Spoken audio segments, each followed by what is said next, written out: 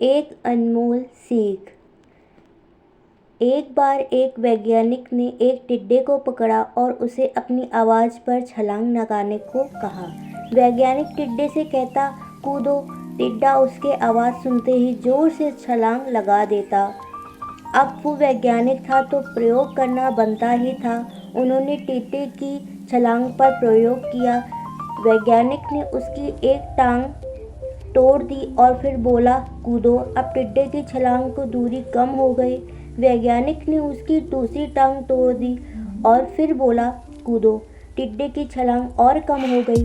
अब तोड़ी गई उसकी तीसरी टांग, छलांग की दूरी और कम हो गई। एक एक करके बेचारे टिड्डे की सारी टांगें तोड़ दी गईं। अब आखिरी टांग टूटने पर अब उससे कहा गया, कूदो। वह अब हिल भी नहीं पाया। अब वैज्ञानिक ने अपना निष्कर्ष अपनी डायरी में लिखा। जानते हो उसने क्या लिखा?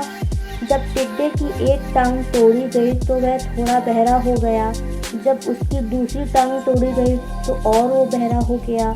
हर टांग टूटने के साथ वो अपना बहरा होता चला गया और सारी टांग टूटने के बाद वह बिल्कुल बहरा हो गया। जोर जोर से चिल्लाने का भी उस पर कोई असर नहीं हुआ।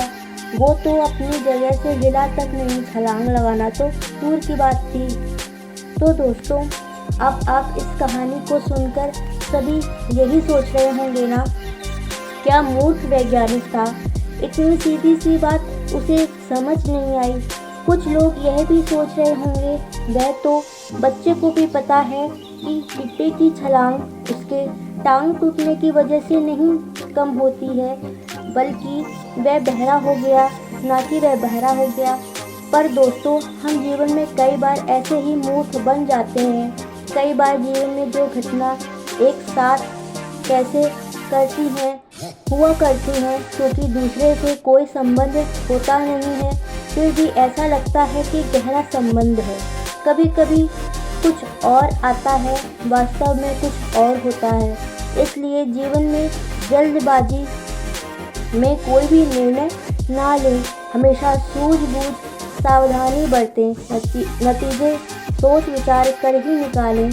आपको यह छोटी छोटी कहानियाँ और ये छोटी कहानियाँ कैसी लग रही हैं, हमें कमेंट सेक्शन में ज़रूर बताइएगा और हमें कमेंट सेक्शन में ज़रूर बताइएगा, जिससे हम और बेहतर करने की कोशिश करें। फिर मिलेंगे दोस्तों अगले वीडियो में। तब तक साथ बनाए रखिएगा और अपना